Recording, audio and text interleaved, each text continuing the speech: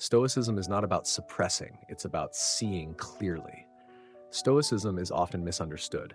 To many, it conjures images of emotional suppression, a cold, distant, almost robotic way of moving through life. But that's not what the Stoics taught. True Stoicism isn't about pretending not to feel, it's about learning to see life clearly, and from that clarity, gaining peace, resilience, and inner freedom. The Stoics knew that emotions like anger, fear, and despair don't come from the world itself, but from how we perceive the world. And so instead of teaching us to fight or suppress our feelings, they taught us to question our judgments, to ask, is this really as bad as I think it is? Is this within my control? What would a wise person do in this situation? What we read may not change what happens to us, but it does change how we respond.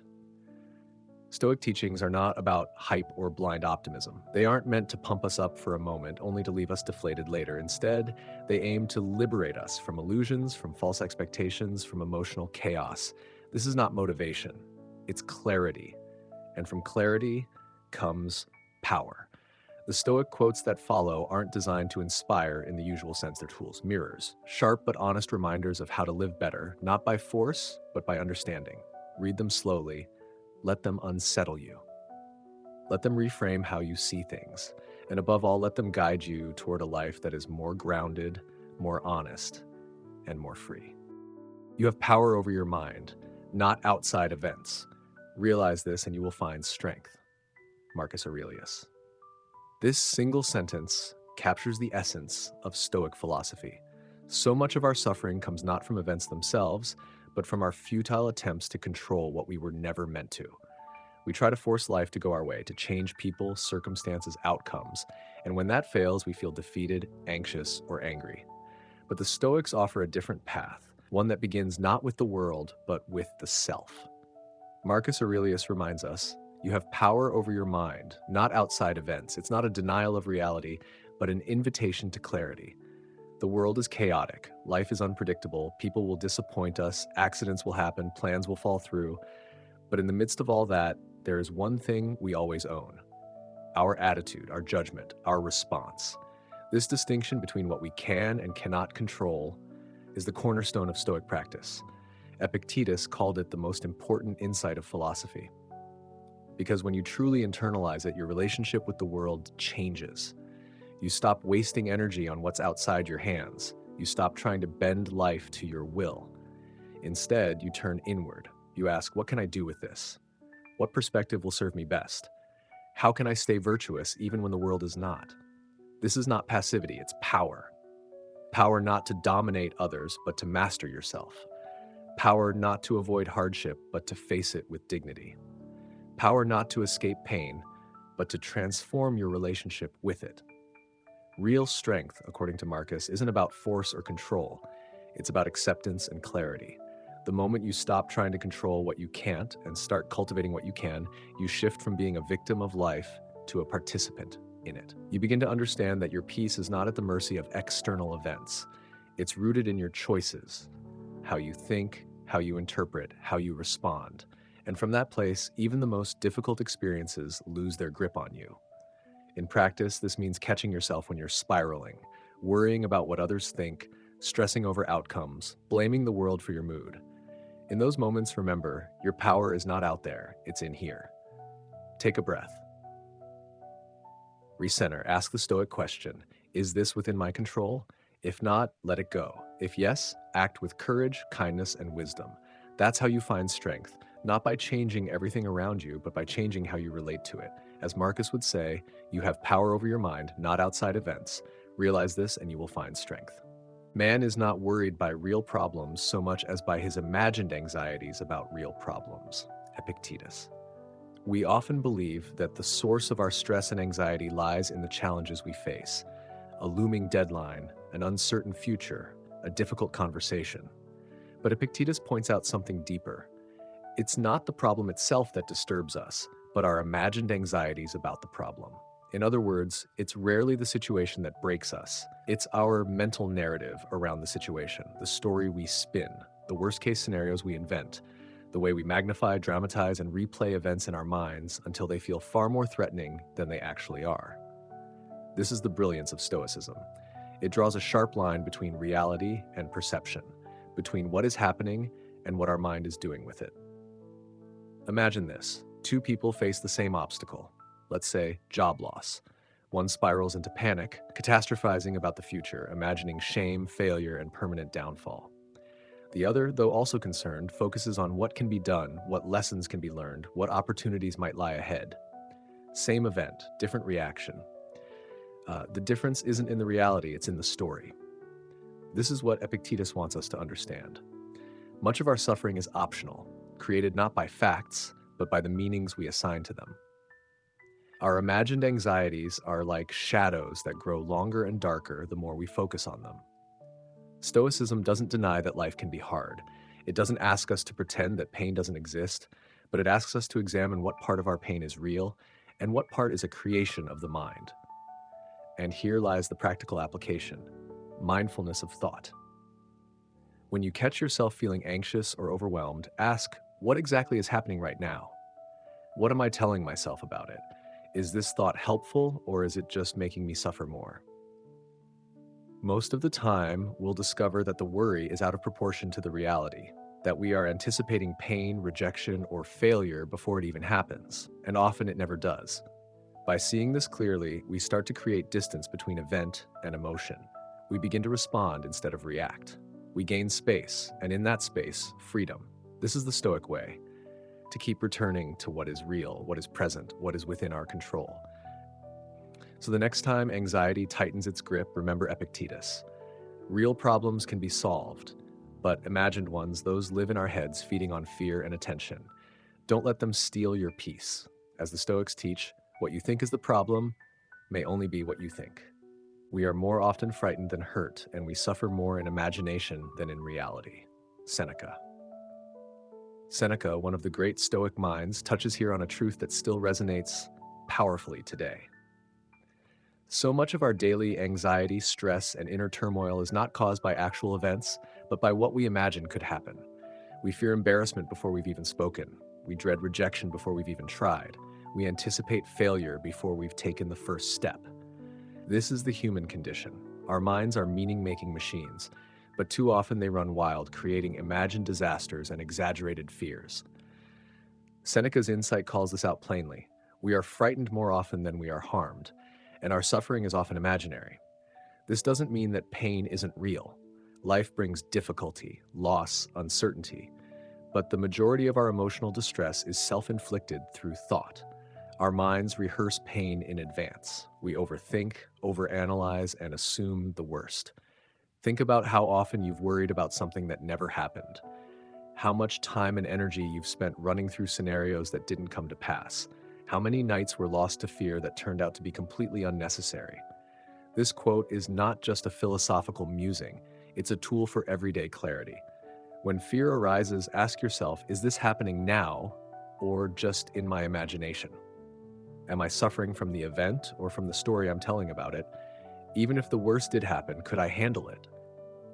The Stoic approach is not to deny fear, but to examine it, to see it clearly, without illusion. When we do this, fear often shrinks. Its power dissolves under the light of reason. This mindset brings a tremendous inner freedom. It frees us from the exhausting habit of anticipating pain before it arrives. It brings us back to the present moment where we can deal with what's actually real, not what might go wrong. Seneca's wisdom reminds us that courage is not about eliminating fear, but about seeing fear for what it is, often a shadow, not a substance. We train ourselves, as the Stoics did, to distinguish between real threats and imagined ones. And more importantly, we train ourselves to trust that whatever comes, we will find a way to meet it. In the end, this quote invites us to stop rehearsing suffering and to start living, not from fear, but from presence. What you fear may never happen, but your fear itself is happening now. Which will you choose to give your energy to? It is not death that a man should fear, but never beginning to live. Marcus Aurelius. There's something deeply stirring about this quote from Meditations. It doesn't just speak to the fear of death, it cuts deeper, pointing at a more subtle and tragic kind of loss, the loss of life never fully lived. Fear of death is natural. Every human being at some point looks into the unknown and feels a chill. But Marcus challenges us to ask, what if the real tragedy is not that life ends, but that it never truly begins? Most people don't live, they delay. They wait for the perfect moment. They postpone their dreams.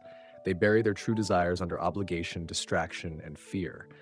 They measure time in days and years, without ever asking whether those days were lived deeply or merely endured passively. The Stoics, especially Marcus, weren't interested in endless speculation. Their focus was direct. How are you living right now? Are you awake? Are you acting in line with your values? Are you being fully yourself or just passing time? This quote is a wake-up call. It doesn't ask us to fear death. It asks us to fear incompleteness, to fear reaching the end of life and realizing we never actually showed up for it.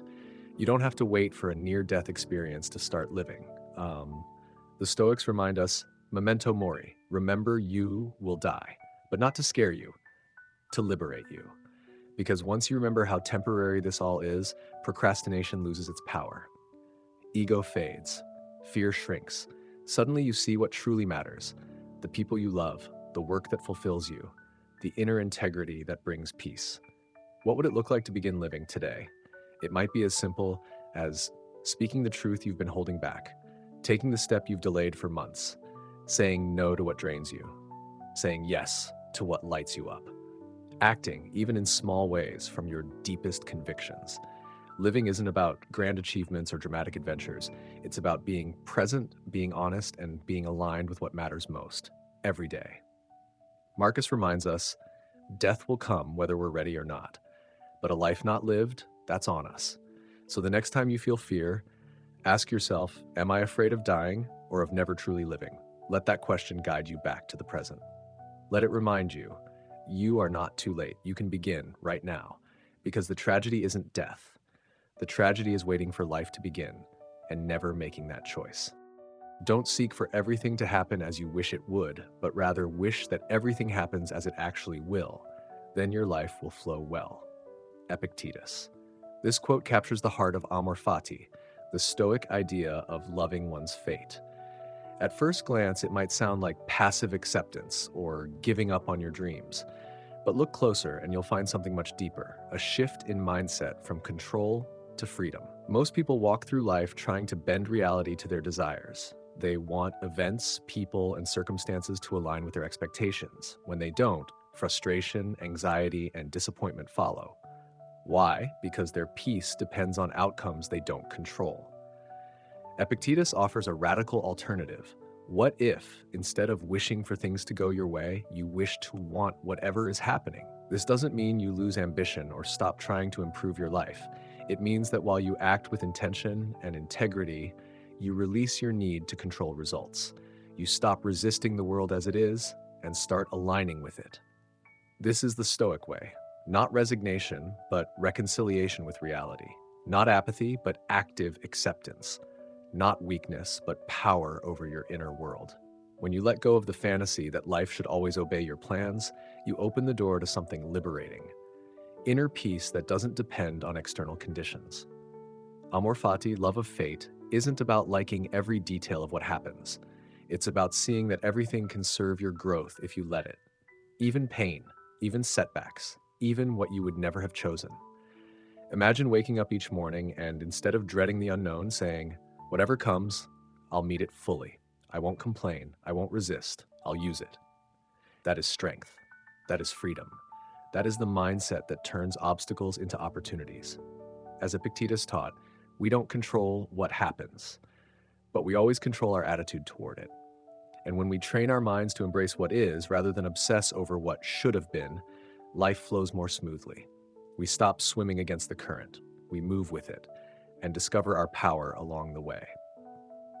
In a world obsessed with manifesting desires and hacking outcomes, Stoicism whispers something quieter but far wiser. You don't need to force life to make you happy. You can choose to be at peace with life as it is, and that is where true power begins. So today, ask yourself not, why is this happening to me? But rather, how can I love what is happening and grow because of it? That's the Stoic path. That's how your life begins to flow well. He who is brave is free. Seneca. At first glance, this quote by Seneca seems simple, but like much of Stoic wisdom, its simplicity hides profound depth. It redefines what freedom truly is, not the ability to do whatever we want, whenever we want, but the courage to face life as it is, without illusion or avoidance. In modern is often associated with external circumstances, having time, money, choices, independence from rules or authority. But Seneca challenges this idea. True freedom, he says, is internal. It belongs to the one who is brave enough to accept reality in all its forms. Think about it. Are we really free when we're constantly running from discomfort? Are we free when we're afraid of loss, of failure, of death, of judgment? The answer is no. Fear makes us reactive. It limits our options. It makes us cling to false security and avoid difficult truths. Fear shrinks our world. But bravery, the kind Seneca refers to, expands it. It takes courage to admit we can't control everything. It takes courage to accept that people may leave, plans may fail, and life is uncertain. It takes courage to show up fully in a world that is full of loss and change, and still choose to live with openness, dignity, and integrity. Bravery then becomes the path to inner liberation. The brave person is not fearless, but they are unshackled by fear. They feel it, acknowledge it, and move forward anyway. And in doing so, they reclaim their autonomy, not from the world, but from their own emotional chains. Seneca's line forces us to rethink freedom. It is not indulgence. It is not ease. It is not control over life. It is the ability to face reality as it is, to look straight at suffering, loss, and impermanence, and not turn away.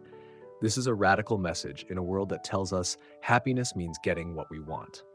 The Stoics, including Seneca, point us in a different direction. Freedom is not found in outcomes, but in our response to them. When you are brave enough to accept what you cannot change, you stop being ruled by fear. When you are brave enough to live by your principles, no matter the cost, you stop being manipulated by temptation or approval. And that, Seneca reminds us, is the highest form of freedom. So ask yourself today, where is fear still controlling you? What truth are you avoiding because it feels too uncomfortable? And more importantly, what would your life look like if you had the courage to face it all? Because the moment you do, you are no longer a prisoner of circumstance. You are free. If someone succeeds in provoking you, realize that your mind is complicit in the provocation. Epictetus. This statement from Epictetus is both sharp and humbling. It pierces through the comfort of blaming others and places the mirror directly in front of us. At first, it might feel unfair. Isn't it normal to get angry when someone is rude, offensive, or unjust? Isn't it human to react when others cross boundaries? But Epictetus wasn't denying our humanity. He was simply reminding us of our power.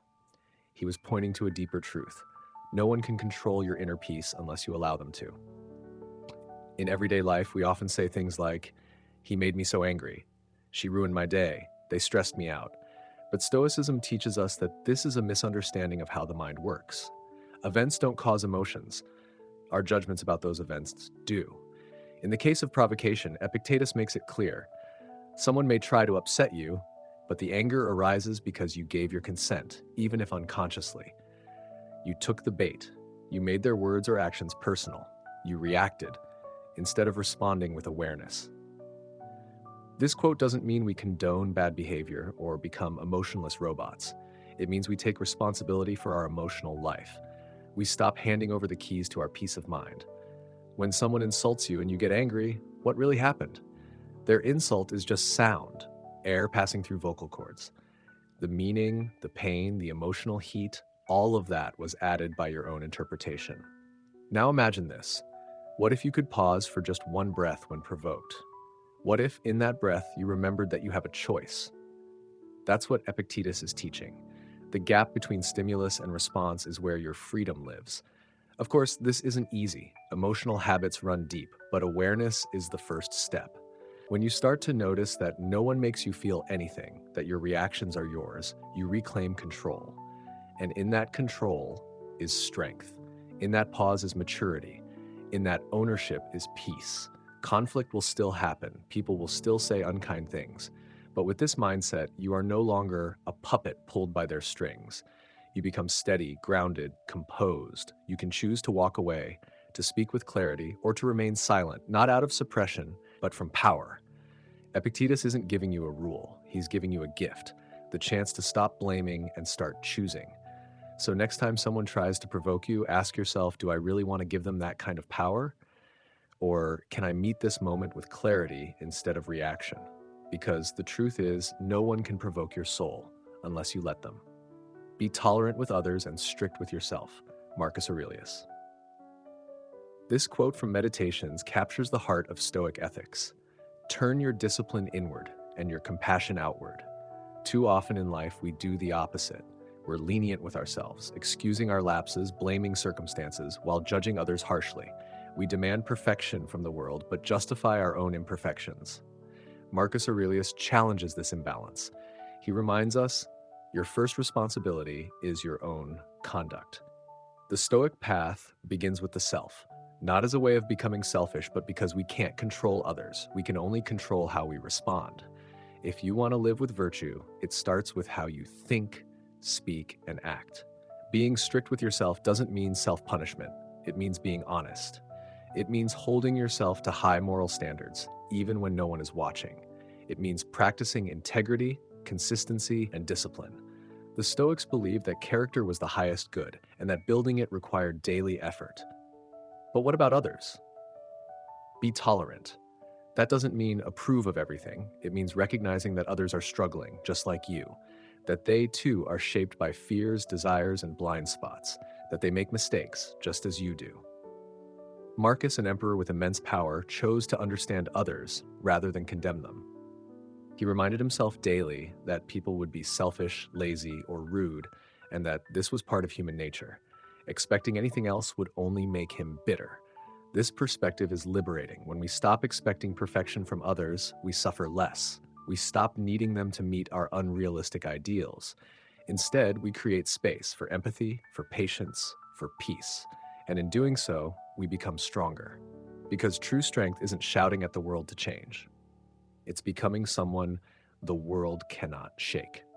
This quote also invites us to change how we measure progress. Don't judge your growth by how others behave. Judge it by how well you respond, how often you remain calm, kind, and centered when you could have lashed out. In moments of frustration, this Stoic reminder is an anchor. Ask yourself, am I holding myself to the same standard I expect from others? Am I giving them the understanding I hope others would give me? Am I reacting from ego or responding from wisdom? Be tolerant with others and strict with yourself is not a moral superiority. This reflection is beautifully written, clear, grounded, and deeply faithful to Stoic thought. If you're looking to refine or elevate it further, here are a few light editorial suggestions to polish the flow, clarity, and rhetorical impact. No man is free who is not master of himself, Epictetus. In a world where freedom is often equated with external conditions, money, time, power, Epictetus offers a radically different view. Real freedom, he says, has nothing to do with what surrounds you. It comes from within. It comes from within. Freedom is not the ability to do what you want. It's the ability not to be ruled by what you want. To be master of yourself means to be in control of your emotions, desires, impulses, and reactions. It means your anger doesn't speak for you. Your cravings don't dictate your choices. Your fear doesn't paralyze your action. You remain centered, thoughtful, and grounded, even when the world around you is chaotic. To the Stoics, this was the highest form of sovereignty, and it had nothing to do with titles, wealth, or status. Epictetus himself had been a slave, yet he taught the most powerful form of liberty, the kind no one can take from you. Because if you are ruled by your anger, envy, or urges, then what does it matter if no one else rules you? Modern life makes this teaching more relevant than ever. We are constantly provoked by social media, bad news, noise, and distraction. We are pulled in every direction by habits and impulses we barely notice, and we call this freedom, but in truth, it's often a quiet form of enslavement. Every time you react without reflection, you're not acting freely. You're being controlled by ego, emotion, or conditioning. Epictetus says, until you can pause, reflect, and choose your response, you are not free. This kind of mastery takes work. Quiet, daily, invisible work. It means sitting with discomfort without immediately reaching for escape. It means noticing the first spark of anger and choosing not to fan the flame. It means hearing the ego's demand for control and letting go instead. But with practice, something powerful happens. You begin to trust yourself. You know that even in difficulty, you won't be swept away by impulse or panic. You don't need to control the outside world because you are no longer hostage to it. This is not repression. Stoicism is often mistaken for emotional suppression, but it is actually emotional clarity. You don't bury your feelings, you observe them. You ask, is this useful? Is this true? Is this the kind of person I want to be? The Stoics weren't cold, they were composed. And that composure came from these ideas don't just inform you, they transform you. Stoicism is not merely a theoretical system, it's a lens, a way of seeing the world more clearly, and in turn, seeing yourself more honestly. Each quote from the Stoic thinkers is not just a clever line, it's a mirror, a challenge, a quiet confrontation with the way you think, feel, and react. Sometimes they feel like a slap in the face, other times like a steady hand on your shoulder, but always they aim at the same thing: inner clarity. And clarity is rare in a noisy world. These Stoic insights don't shout like modern motivational slogans, they whisper. But in those quiet whispers is the power to reorder your mind. You begin to question what you truly control. You examine your judgments, you stop chasing approval, you stop fearing every uncomfortable emotion. You begin to choose your responses, and with each choice, you become someone new. The change Stoicism offers isn't loud. It's not about hype, branding, or productivity hacks. It's internal, subtle, deep. You start catching yourself in moments of anger, envy, fear, and instead of being swept away, you pause.